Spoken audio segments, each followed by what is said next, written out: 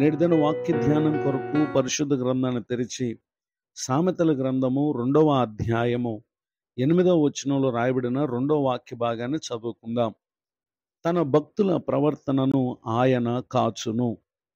చదవబడిన ఈ వాక్య భాగంలోని దీవెన నా ప్రియులకు మీరందరూ పొందుదురుగాక. యేసుక్రీస్తు ప్రభువారు ఆయన మనలను మాత్రమే కాక మనం కలిగి ఉన్నటువంటి ప్రవర్తనను కూడా ఆయన కాపాడు దేవుడిగా ఉన్నారు అనేటటువంటి విషయాన్ని ఇక్కడ తెలియచేయటం మనం గమనించగలం. అనేక మంది తమ ప్రవర్తన విషయంలో పలు విధములైనటువంటి లోపం కలిగినటువంటి వారిగా ఉండట మనం గమనించగలం. దానికి గల కారణం ఏంటంటే వారి భక్తిహీనత.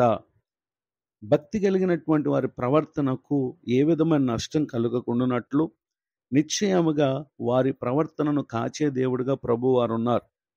ఒక వ్యక్తి భక్తి గలవాడు అని అంటే 34వ కీర్తన 9వ చరణంలో ఇక్కడ కీర్తనకారుడు పలికినటువంటి మాట, యెహోవా భక్తులారా ఆయన యందు భయభక్తులు ఉంచుడి అని ఇక్కడ తెలియచేయటం మనం గమనించగలం.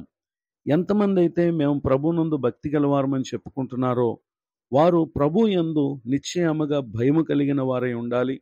నిశ్చయముగా భక్తిని కలిగినటువంటి స్థితిని కలిగి ఉండాలి. అనగా భక్తి కలిగినటువంటి వారి జీవితాలను మనం పరిశుద్ధ గ్రంథంలో పరిశీలన చేసినట్లయితే దానియేలు గ్రంథము 6వ అధ్యాయము 10వ వచనంలో రాయబడినటువంటి వాక్య భాగమందు అతడు దేవునికి ప్రార్థన చేయుచు ఆయనను స్తుతించుచు వచ్చినటువంటి వ్యక్తిగా చూడగలం. ఎప్పుడెప్పుడు అని అంటే అనుదినము ముమ్మారు మోకాళ్ళుని, అనగా దినమునకు 3 సార్లు అతడు దేవుని సన్నిధిలో ప్రార్థన చేయుచు ఆయనను స్తుతించుచు వచ్చేటటువంటి వ్యక్తిగా ఉండటను మనం గమనించగలం. అయితే దానియేలు ప్రవర్తనలో ఏదైనా లోపం కనుగొనవలనని అతని క్రింది అధిపతులు అతని వెడల వారు ప్రయత్నాలు చేస్తూ వచ్చారు.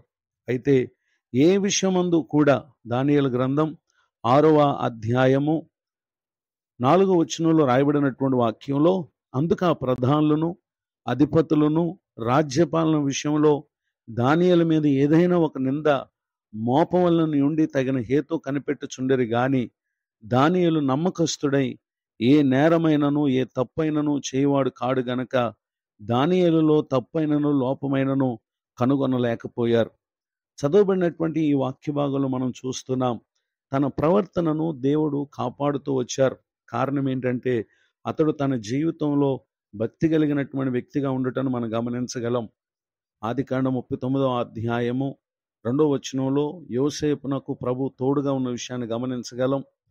8వ వచనం నుండి రాయబడినటువంటి వాక్య భాగాల్లో పొతిఫర్ భార్య తన ప్రవర్తనలో లోపం కలుగు చేయుటకై అపవాది చేత ప్రేరేపించబడినదై శోధించిన సమయమందు ఆమెతో ఏం మాట్లాడవలెనో, ఆ స్థలము నుండి అతడు ఏ విధముగా పారిపోవలెనో పరిశుద్ధాత్మ దేవుడు తన ప్రవర్తనను కాచే విషయంలో తన కలుగు చేసినటువంటి ఆలోచన చొప్పున చేసినటువంటి భక్తునిగా ఉండుటను ఇక్కడ మనం గమనించగలం.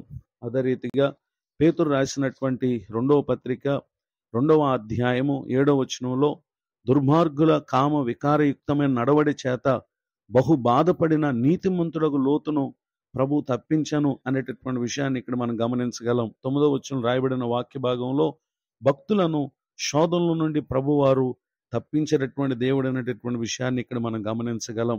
ఆ కారణం చేతనే సొదొమ గొమొర్రాలో అతడు ఎంతో పాప సహితమైనటువంటి పరిస్థితులు ఆ చోట ఉండగా దేవుడు తనను బయటకు నడిపించినటువంటి విషయాన్ని గమనించగలం.